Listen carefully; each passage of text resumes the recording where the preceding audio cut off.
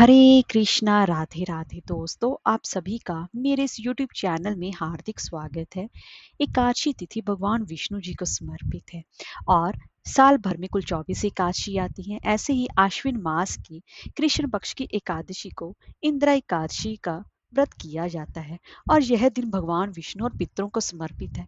इस दिन भगवान विष्णु और पितरों का श्राद्ध और तर्पण करने का विधान है। पितृ पक्ष की यह पहली एकादशी है, जिसकी वजह से इसका महत्व सबसे ज्यादा माना जाता है और यह दिन पितरों के लिए विशेष भी माना जाता है। पितृपक्ष जो कि भगवान विष्णु जी को समर्पित है और पितृपक्ष में एकादशी का व्रत रखने से पितरों को मोक्ष की प्राप्ति भी होती है। तो दोस्तों, आज की इस वीडियो में हम जानेंगे कि इंदिरा एकादशी का व्रत कब पड़ रहा है और शुभ मुहूर्त कौन कौन से रहेंगे, पारण का समय क्या रहेगा और इसकी पूजन विधि के बारे में जानेंगे और एकादशी तिथि का श्राद्ध कब रखा जा रहा है। तो चलिए वीडियो शुरू करते हैं। अगर आपको हमारी ये वीडियो अच्छी लगी हो तो लाइक शेयर और सब्सक्राइब करना ना भूलें और कमेंट बॉक्स में जय श्री हरि अवश्य लिखें। तो चलिए वीडियो शुरू करते हैं। आश्विन मास के कृष्ण पक्ष की एकादशी तिथि जो कि 27 सितंबर को दोपहर 1:21 पर प्रारंभ हो रही है और इसका समापन 28 सितंबर को दोपहर 2:48 पर होगा।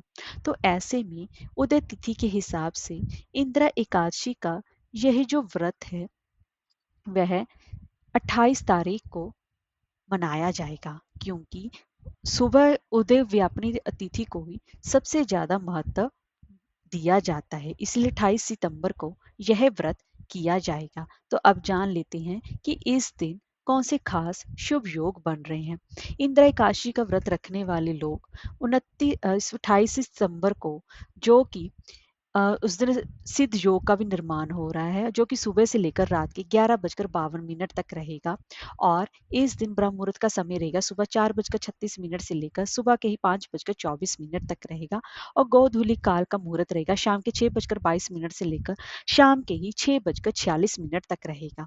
और इस दिन अगर आप 28 सितंबर को व्रत कर रहे हैं तो व्रत का सबसे ज्यादा महत्व पारण का होता है। तो पारण का समय रहेगा जो कि 29 सितंबर को सुबह 6:14 से लेकर सुबह के ही 8:37 तक रहेगा। उस समय आपको अपने व्रत का पारण कर लेना चाहिए। अब जान लेते हैं कि एकादशी का श्राद्ध किस दिन करना चाहिए। देखिए दोस्तों, एकादशी का जो श्राद्ध होता है वो सुबह ना होकर मध्याह्न के समय यानी कि दोपहर के समय किया जाता है।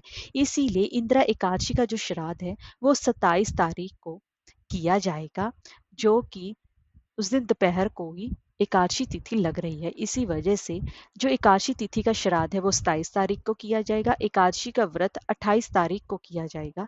इस बात का आप विशेष रूप से ध्यान रखें। इंदिरा एकादशी का जो व्रत है वह पितरों को मुक्ति दिलाने वाला है। अगर आप अपने पितरों को मुक्ति दिलाना चाहते हैं, उनकी मोक्ष की प्राप्ति कराना चाहते हैं, तो इस दिन आपको इंदिरा एकादशी का यह व्रत रखकर आप उनका जो फल है वो अपने पितरों के निमित्त देना चाहिए। ऐसा करने से पितरों को मोक्ष की प्राप्ति होती है और वह मुक्त होते हैं, वो सीधा बैकुंठ धाम को जाते हैं।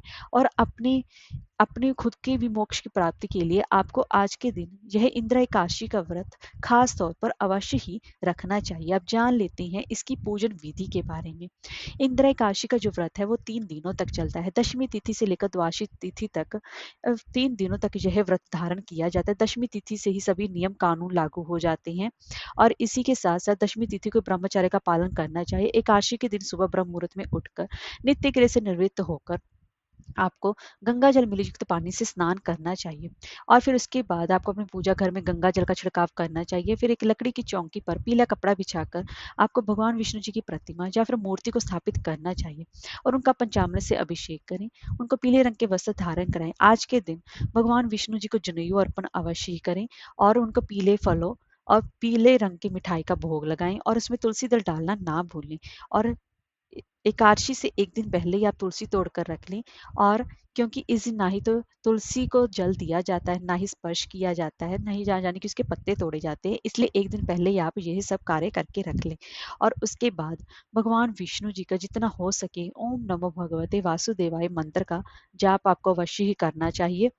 जाप करने के बाद शाम के समय तुलसी पर दीपक जलाएं।